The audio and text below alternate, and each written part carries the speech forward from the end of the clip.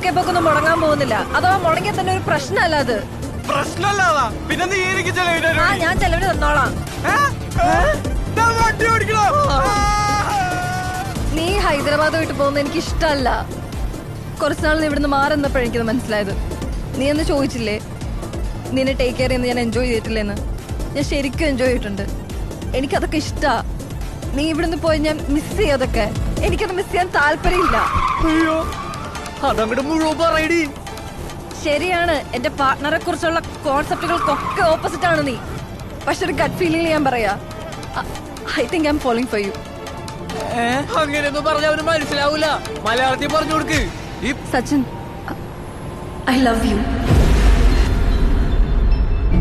കണ്ണാലെ കണ്ണാകെ തൊട്ടപ്പോ തന്നെ പൊട്ടിപ്പോയെന്റെ കണ്ണിൻ പിഞ്ഞാണം.